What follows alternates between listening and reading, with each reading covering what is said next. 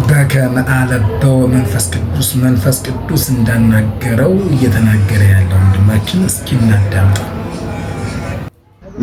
ታምራት ላይ ነው ጠቅላይ ሚኒስትር የመለስበት ስኳሩ ጣፍጧል ብሎ በሙስና አስገባው መለስ ዜናዊ። ከዛ ተገናኘን ገለጥ ያረኩ ምራቡ ነው እያያችሁት ነው። አሁንም እኮ መጻፉ እያያችሁት ነው። ገንዘብ ፈልጋችሁ ከሆነ ገንዘብ ስጠን ብትሉት እግዚአብሔርን ይሻላል እምነት ከመቀየር አይደል እንዴ? እምነት ከመቀየር ገንዘብ ባለህበት ላይ ቦታ ላይ ቆመ ነው።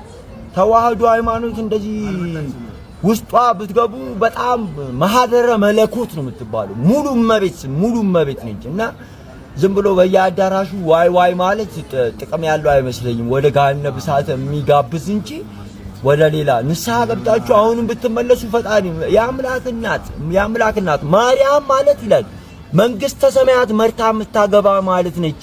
ማርያም ማለት ዓለም ሳይፈጠር በአምላክ ልቦና ታስባ ትኖር ነበረ። ለሰው ኃጢአት ሳይሰራ መኖር ይቻላልን?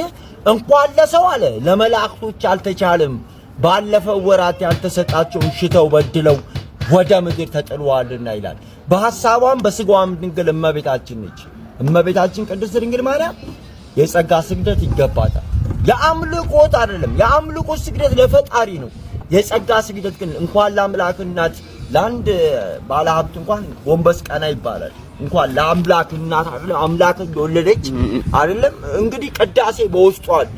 እንግዲህ ማርያም ማለት የስዕለት ልጅ ነች። የቅድስት ሐናና የቅዱስ ያዕቆብ ልጅ ነች እና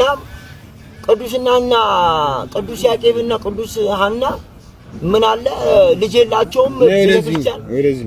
ቤተክርስቲያን ደጅ ይጸኑ ነበር። ቤተክርስቲያን ደጅ ይጸኑ እያለ የሆነ ሰዓት ልጅ ብትሰጠን ወንድ ከሰጠን ላንተ ቀዳሽ እንዲሆን ቤተ መቅደስን እንሰጠዋለን፣ ሴትም ከሰጠን እንድትጠርግ ቤተ መቅደስን እንሰጣለን አሉ። አምላክ ታዲያ ምን ይሳነዋል? የራሱን እናት ሰጣቸው ድንግል ማርያምን።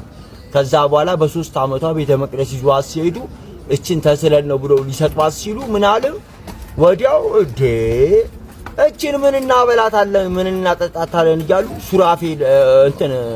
ሱራፌል አይደለም ፋኑኤል መልአክ ከሰማይ ጽዋና ህብስት ወረደ። ሁሉም አባቶች እኛ ነው በቃ ነው ለኛ ነው እያሉ ሲሄዱ ይሸሻሉ፣ ወደ ላይ ያርጋል።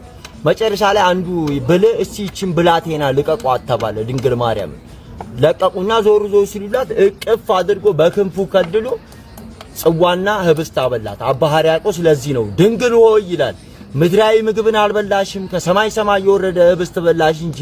ድንግል ሆይ ምድራዊ መጠጥ አልጠጣሽም ከሰማይ የወረደ ጽዋን ጠጣሽ እንጂ።